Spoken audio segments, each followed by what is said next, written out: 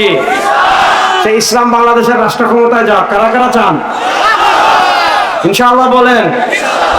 আমি টঙ্গীতেও বলে আসছি, এই শতাব্দীতে পৃথিবীতে কেউ ইসলামের বিজয় দাবায় রাখতে পারবে না।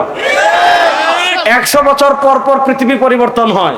গত 100 বছর মুসলমান মার খাইছে, এই 100 বছর মুসলমান মার দিবে। গত 100 বছর মুসলমান পরাজিত হয়েছে, আর এই 100 বছর মুসলমানদের বিজয় পৃথিবীর কেউ দাবায় রাখতে পারবে না। এই শতাব্দীতে ইসলামের পতাকা আফগানিস্তানে উড়েছে, এই শতাব্দীতে ইসলামের পতাকা সিরিয়ায় উড়েছে, এই শতাব্দীতে ইসলামের পতাকা আফ্রিকায় উড়বে, এই শতাব্দীতে ইসলামের পতাকা ইয়ামানে উড়বে, এই শতাব্দীতে ইসলামের পতাকা তুরস্কে উড়বে, এই শতাব্দীতে ইসলামের পতাকা জাজিরাতুল আরবে উড়বে। সময় বেশি দিন নাই, কিছুদিনের ভিতর বাংলাদেশেও ইসলামের পতাকা উড়বে।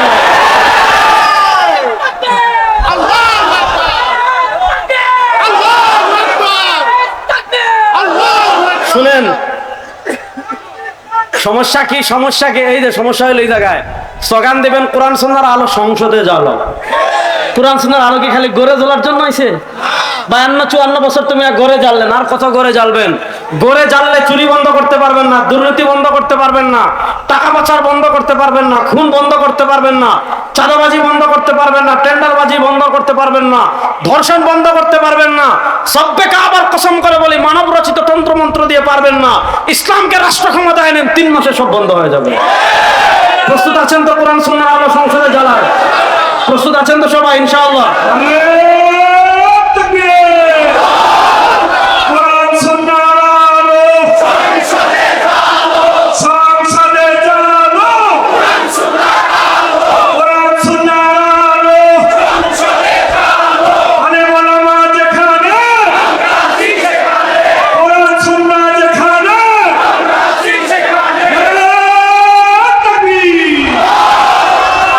সময় কম, আমি আমার মূল বিষয়ের দিকে যাচ্ছি। দুনিয়াতে আমরা বিশ্বাস করি আমাদের রবকে। রাস্তে বলেন, যদি বলেন আমাদের রবকে। আমাদেরকে সৃষ্টি করেছেন কে? আমাদেরকে রিজিক দেন কে? আমাদেরকে বাঁচিয়ে রেখেছেন কে? আমাদেরকে মৃত্যুর পর আবার জীবন দান করবেন কে? আমরা বিশ্বাস করি রব্বি আল্লাহ, আমরা বিশ্বাস করি লা ইলাহা ইল্লাল্লাহ, আমরা বিশ্বাস করি আলহামদুলিল্লাহি রাব্বিল আলামিন। দেখেন, নাস্তিক আর আমাদের পার্থক্যের সীমারেখাটা বুঝেন। যারা আল্লাহকে রব মানে না, তাদের যুক্তি দলিল কি? যুক্তি। তারা যুক্তিতে ধরে না, এজন্য মানে না। তারা কবরের জগৎ মানে না, যুক্তিতে ধরে না। তারা পুনরুত্থান, মৃত্যুর পরের আরেক জীবন মানে না, যুক্তিতে ধরে না। তাদের কাছে সবচেয়ে বড় দলিল যুক্তি, আর আমাদের কাছে সবচেয়ে বড় দলিল আল্লাহর কোরআন। আল্লাহর কোরআন বলে ইন কুনতুম ফি রাইবিম মিনাল বাসি ফাইন্না খালাকনাকুম মিন তুরাব। তোমাদের যদি সন্দেহ লাগে যে আমার শরীর মাটির সাথে মিশে যাবে, আমার গোশত মাটির সাথে মিশে যাবে, আমার চর্বি মাটির সাথে মিশে যাবে, আমার হাড্ডি মাটির সাথে মিশে যাবে, আমার নাম থাকবে না, আমার কবরের চিহ্ন থাকবে না। মনে করেন নূহ আলাইহিস সালামের বন্যায় যারা মারা গিয়েছে, এদের কবরের চিহ্ন দুনিয়াতে আছে, এদের নাম নিশানা দুনিয়াতে আছে। আজ থেকে 500 বছর আগে এই এলাকায় যারা বসবাস করত, তাদের নামও নাই, ঠিকানাও নাই, কবরও নাই, কিচ্ছু নাই। সব মুছে যাওয়ার পর আবার উঠবো, এটা যুক্তিতে ধরে না, তারা মানে না। আল্লাহ বলেন ইন কুনতুম ফি রাইবিম মিনাল বাসি। আরে বেটা, পুনরুত্থান নিয়ে যদি তোদের সামান্য সন্দেহ থাকে, শুনো, ফাইন্না খালাকনাকুম মিন তুরাব। আপনি, আপনার বাবা, আপনার দাদা, আপনার 14 গোষ্ঠী, আমি, আমার বাবা, আমার দাদা, আমার 14 গোষ্ঠী, আমরা কেউ দুনিয়াতে ছিলাম না। আমাদেরকে সৃষ্টি করেছেন কে? যে আল্লাহ আমরা ছিলাম না সৃষ্টি করতে পারলেন, ওই আল্লাহ আমি যদি মারা যাই, আমার হাড্ডি গোশত চর্বি সব কবরের মাটির সাথে মিশে যায়, ওই আল্লাহ আমাকে আবার সৃষ্টি করতে পারবেন কি পারবেন না? জোরে বলেন, পারবেন কি পারবেন না? হিসাব খুবই সহজ। আসেন, আমরা বিশ্বাস করি আসমান সৃষ্টি করেছেন কে? একটু জোরে বলেন। জমিন সৃষ্টি করেছেন কে? আমরা বিশ্বাস করি আল্লাহুল্লাযী খালাকাকুম, আমাদেরকে সৃষ্টি করেছেন আল্লাহ। সুম্মা রাযাকাকুম, এরপর সৃষ্টি আমাদেরকে রিজিক দেন আল্লাহ। সুম্মা ইউমীতুকুম, আমাদেরকে মৃত্যু দিবেন আল্লাহ। সুম্মা ইউহয়িকুম, আমাদেরকে মৃত্যুর পর আবার সৃষ্টি করবেন আল্লাহ। সুতরাং আমরা বিশ্বাস করি আসমানের মালিক আল্লাহ, জমিনের মালিক আল্লাহ, চন্দ্রের মালিক আল্লাহ, সূর্যের মালিক আল্লাহ, আবহাওয়ার মালিক আল্লাহ, রিজিক দেওয়ার মালিক আল্লাহ, সবকিছুর মালিক যেহেতু আল্লাহ, আকীদা ক্লিয়ার। সার্বভৌমত্ব কারো বাপের হতে পারে না, সার্বভৌমত্ব কারো নেতার হতে পারে না, সার্বভৌমত্ব কারো নেত্রীর হতে পারে না, সার্বভৌমত্ব ভারতের হতে পারে না,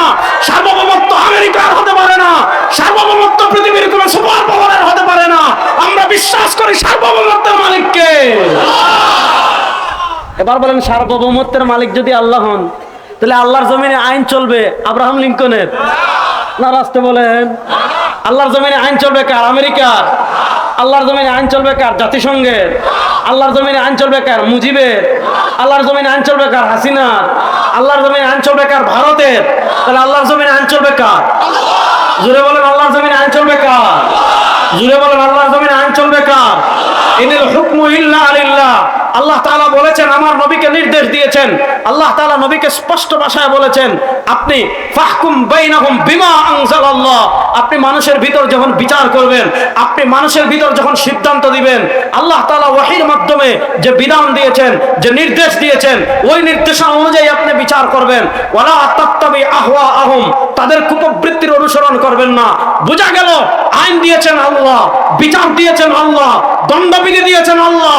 আল্লাহর দণ্ডবিধির চেয়ে আমেরিকার দণ্ডবিধি উত্তম হতে পারে না, রাশিয়ার দণ্ডবিধি উত্তম হতে পারে না, ব্রিটিশের যারা মদ খায়, গাঁজা খায়, ইয়াবা খায়, তাদের দণ্ডবিধি উত্তম হতে পারে না।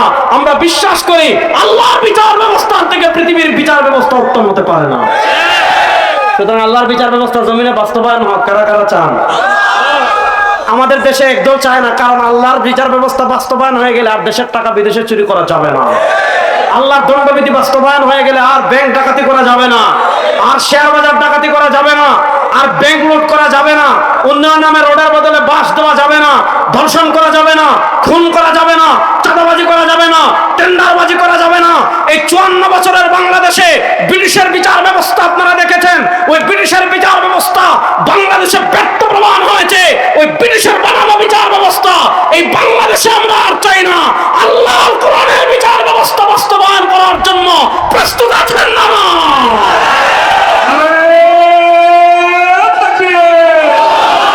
আমরা সবাই মুসলমান, কোরআন মতে সংবিধান, আমরা সবাই মুসলমান। আমার সোনার বাংলায় চাঁদাবাদ দেখাই না, আমার সোনার বাংলায়, আমার সোনার বাংলায়। ভালো করে শুনেন, তাহলে আমরা বিশ্বাস করি আমাদের রবকে।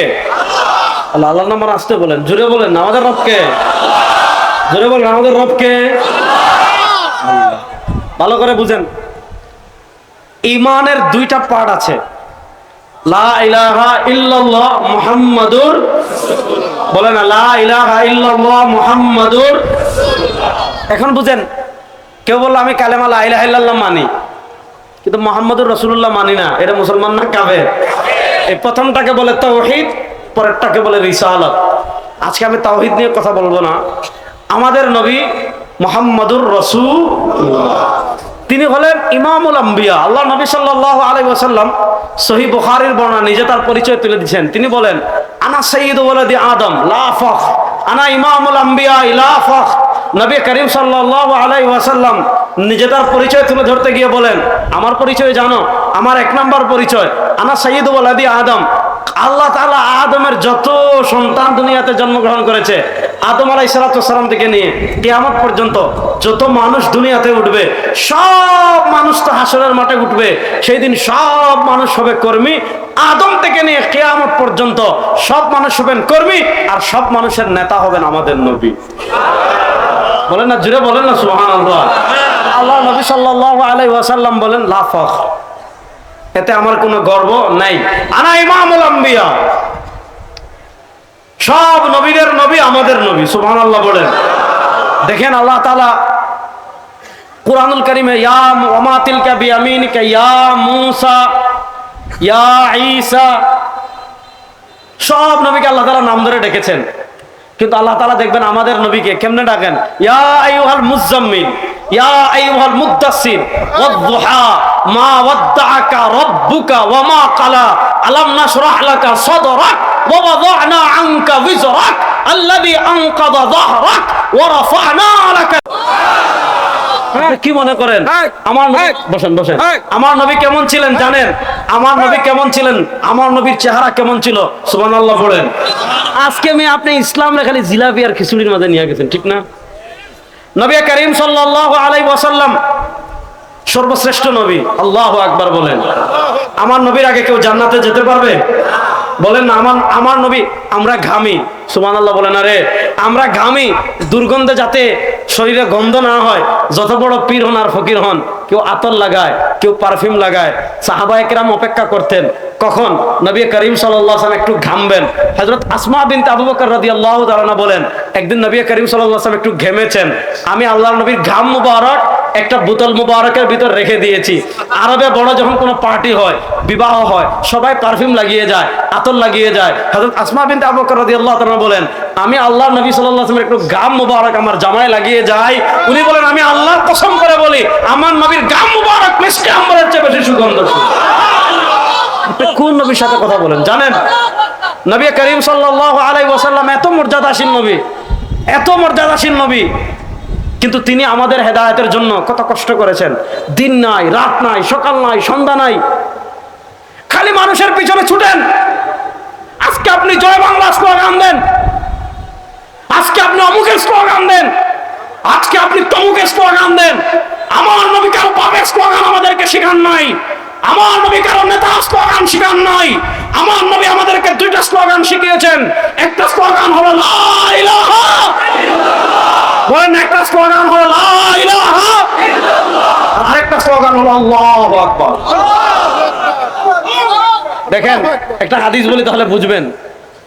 উহুদ যুদ্ধের সময় পৃথিবীর মর্মান্তিক একটা ঘটনা, নবী করিম সাল্লাল্লাহু আলাইহি ওয়াসাল্লাম রক্তাক্ত হয়ে গিয়েছেন। হযরত মালিক ইবনে সিনান রাদিয়াল্লাহু তাআলা আনহু বলেন, আমি যখন দেখলাম সরওয়ারে দু আলম সাল্লাল্লাহু আলাইহি ওয়াসাল্লামের মাথা মুবারক থেকে রক্ত পড়ছে, হযরত মালিক ইবনে সিনান রাদিয়াল্লাহু তাআলা আনহু বলেন, আমি দৌড় দিয়ে গিয়ে মুখ লাগিয়ে আল্লাহ নবী সাল্লাল্লাহু আলাইহি ওয়াসাল্লামের রক্ত মুবারক পান করে ফেললাম। আল্লাহ নবী বলেন, ও মালিক ইবনে সিনান, শুনো, তুমি যে আমার রক্ত মুবারক পান করেছো, আল্লাহ তাআলা তোমার উপর জাহান্নামের আগুনকে হারাম করে দিয়েছেন। হযরত নবী করিম সাল্লাল্লাহু আলাইহি ওয়াসাল্লাম উহুদ যুদ্ধে আহত হয়ে একটা গুহায় আশ্রয় নিয়েছেন, একটা গুহায় আশ্রয় নিয়েছেন। কুরাইশের নেতা ছিলেন আপনার তখন আবু সুফিয়ান, মুসলমান হননি। আবু সুফিয়ান ময়দানে আসছেন, আয়সা দেখেন কেউ নাই, মুসলমান কেউ নাই, সবাই গুহায় রাসূলুল্লাহ সাল্লাল্লাহু আলাইহি ওয়াসাল্লামের সাথে আশ্রয় নিয়েছেন। আবু সুফিয়ান একটু মজা নিচ্ছেন। কি মজা নিচ্ছেন? উনি ডাকতেছেন, আইনা ইবনুল খাত্তাব, ও খাত্তাবের বেটা ওমর, কই একটু মাথা তুলো। ওমর রাদিয়াল্লাহু তাআলা তো বীর পুরুষ, সুবহানাল্লাহ বলেন। তো মর্যাদাপূর্ণ সাহাবী ছিলেন হযরত ওমর। আজকে ওমরই চেতনা কোথায় আমাদের? এই খাত্তাবের বেটা ওমর, কই তুমি গুন্ডামি না করো, কই মাথা তুলো দেখি তো। আবু সুফিয়ান ডাকতেছেন, কাফেরদের নেতা ওমর ইবনুল খাত্তাব রাদিয়াল্লাহু তাআলা তো রক্ত গরম, মাথা তুলে ফেলবেন। আল্লাহ নবী সাল্লাল্লাহু আলাইহি ওয়াসাল্লাম ওমরকে বলেন, ওমর বসো, বসো, জবাব দেওয়ার দরকার নাই। ওমর রাদিয়াল্লাহু তাআলা বসে রইলেন। আবু সুফিয়ান যখন দেখলেন কি রে, ওমর রাদিয়াল্লাহু তাআলা জবাব দেন না, উনি আবার ডাকেন, আইন ইবনে আবি কুহাফা, ও কুহাফার বেটা আবু বকর, কোথায় তুমি, মাথা তুলো। ওমর রাদিয়াল্লাহু তাআলা আবার নাড়াচাড়া করেন। আল্লাহ নবী সাল্লাল্লাহু আলাইহি ওয়াসাল্লাম ওমর রাদিয়াল্লাহু তাআলাকে বসাই দিলেন। আবু সুফিয়ান 3 নম্বরে ডাকেন, আইনা ইবনে মুহাম্মদ, আইনা মুহাম্মদ ইবনে আব্দুল্লাহ, ও মুহাম্মদ সাল্লাল্লাহু আলাইহি ওয়াসাল্লাম আপনি কোথায়? আল্লাহ নবী সাল্লাল্লাহু আলাইহি ওয়াসাল্লাম ওমর রাদিয়াল্লাহু তাআলাকে শান্ত করে বসাই দিলেন গুহায়। আবু সুফিয়ান দেখলেন কি রে, ওমর রাদিয়াল্লাহু তাআলাকে ডাকি জবাব দেয় না, সিদ্দিক আকবরকে ডাকি জবাব দেয় না, সরওয়ার দু আলম সাল্লাল্লাহু আলাইহি ওয়াসাল্লামকে ডাকি জবাব দেয় না। তখন তার সাহস একটু বেড়ে গেল। তখন তিনি স্লোগান দিলেন, উলু হুবাল। হুবাল একটা মূর্তি পাহাড়ের উপর বানিয়ে রাখছে। উলু মানে জয়, আমরা বলি না জয় বাংলা, বলে না? আচ্ছা যাক, উলু মানে জয়, সমুন্নত হোক হুবাল। হুবাল একটা মূর্তির নাম। তিনি যখনই বলেছেন উলু হুবাল, হুবাল সর্বাপেক্ষা বড়, হুবালের জয় হোক। আল্লাহ নবী বলেন, ওমর এখন আর চুপ থাকা যায় না, এতক্ষণ আমাদেরকে ডাকছে, কোনো সমস্যা নাই। আল্লাহর উপর তারা হুবালের স্লোগানকে উঠিয়ে দিচ্ছে। ওমর দাও, তুমি দাঁড়িয়ে বলো আল্লাহু আকবার। হযরত ওমর ইবনুল খাত্তাব রাদিয়াল্লাহু তাআলা আনহু, হযরত ওমর ইবনুল খাত্তাব রাদিয়াল্লাহু তাআলা আনহু ওহুদের পাহাড়ের সেই গুহা, আজও সেই গুহা তারা ব্যারিকেড দিয়ে দিয়েছে। হাজিরা হজে যায়, ওখানে যেতে যায় না। আমার নবী রক্ত মুবারক, যেই পাথরে আমার নবী রক্ত মুবারক আহত হওয়ার পর যেই গুহায় আশ্রয় নিয়েছিলেন, আপনার যদি আধ্যাত্মিক শক্তি থাকে আপনি ওই পাহাড়ের পাশে দাঁড়াবেন, দেখবেন ওই পাহাড় থেকে জান্নাতের ঘ্রাণ পাওয়া যায়। এক সাহাবী বলেন, আমি উহুদ যুদ্ধে গিয়েছি, বুখারী শরীফের রওয়ায়াত আসছে। উনি বলেন, আমি যখন উহুদের পাশে গিয়েছি, গিয়ে দেখতে পেলাম উহুদ পাহাড় থেকে জান্নাতের ঘ্রাণ আসে। উনি বলেন, ইয়া রাসূলুল্লাহ ইন্নী আজিদু রিহাল জান্নাহ মিন কিবালি উহুদিন। ওগো আল্লাহর নবী, আমি তো উহুদ পাহাড় থেকে জান্নাতের ঘ্রাণ লাভ করছি। ওই সাহাবী তরবারি নিয়ে গিয়েছেন, গিয়ে যুদ্ধ করতে করতে আল্লাহর রাস্তায় শহীদ হয়ে গিয়েছেন।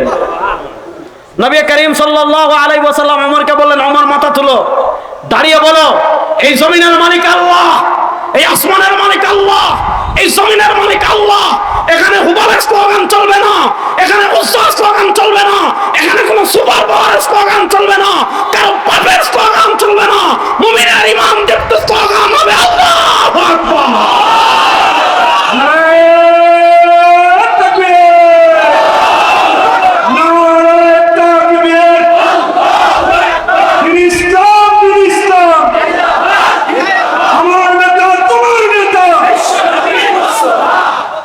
শুনেন, ওমর রাদিয়াল্লাহু তাআলা যখন আল্লাহু আকবার বলছেন, আল্লাহু আকবার এটা এমন একটা ধ্বনি, এটা শয়তানের গায়ে অ্যালার্জি তৈরি করে ফেলে। এজন্য আপনি বাংলাদেশের রাজপথে আল্লাহু আকবার বলবেন, দেখুন কোন জঙ্গি, তোমার বাপের মাথা, ঠিক না বেটি? আপনি লা ইলাহা ইল্লাল্লাহ বাংলাদেশের রাজপথে বলবেন, বলবে রাজাকার। এই রাজাকার খেলা বাংলাদেশে শেষ। এই রাজাকার খেলা বাংলাদেশে আমরা আর চলতে দেব না। গত 15 বছর আমাদেরকে যারা পাকিস্তানি রাজাকার বলতো, মিয়া, আমরা যারা পাঞ্জাবি পরি, দাড়ি রাখি, টুপি পরি, আমাদেরকে বলতো পাকিস্তানি রাজাকার। শুনেন, বাংলাদেশে আগে যারা রাজাকার খেলছিল, এরা সব ভারতীয় রাজাকার। এজন্য দেখবেন ভারতের রাজাকাররা ভারতে পালিয়ে গিয়েছে। এই বাংলাদেশে আলেম ওলামাদেরকে আর রাজাকার ট্যাগ দিয়ে জাতিকে যারা বিভক্ত করতে চাইবে, তাদেরকে আবার রাজনৈতিকভাবে উপযুক্ত জবাব দেওয়া হবে ইনশাআল্লাহ। দেশকে আপনাদের বাবার, যে আপনি যারে মনে করে তারা রাজাকার বানিয়ে দিবেন। দেশকে আপনার দাদার, আপনি যারে মনে চায় তারা জঙ্গি বানিয়ে ফেলবেন। জঙ্গি কারা বুঝেন না? কাদের ঘরে অস্ত্র পাওয়া যায়, কাদের দোকানে অস্ত্র পাওয়া যায়, কাদের অফিসে অস্ত্র পাওয়া যায়, কারা অস্ত্র দেখিয়ে মানুষ খুন করে, কারা অস্ত্র দেখিয়ে মানুষের রক্ত প্রবাহিত করে, এরাই তো সবচেয়ে বড় জঙ্গি। জঙ্গি দিয়ে আমরা নাকি জঙ্গি? আমরা জঙ্গি না, আমরা আল্লাহর জমিন, আল্লাহর দিন বিজয় করতে চাই। এতে আপনি জঙ্গি বলেন, যা বলার বলেন, কিছু যায় আসে না। কথা ভালো করে বুঝেন। উমর ইবনুল খাত্তাব রাদিয়াল্লাহু তাআলা যখন বললেন আল্লাহু আকবার, আবু সুফিয়ানের গায়ে অ্যালার্জি তৈরি হয়ে গিয়েছে। তিনি কি বলতেছেন? উনি বলতেছেন, লানা উজ্জা ওয়ালা উজ্জা লাকুম। ও উমর, এবার তোমার আওয়াজ শুনলাম, শুনো, আমাদের তো উজ্জা মূর্তি আছে, তোমাদের তো কোনো উজ্জা মূর্তি নাই, তো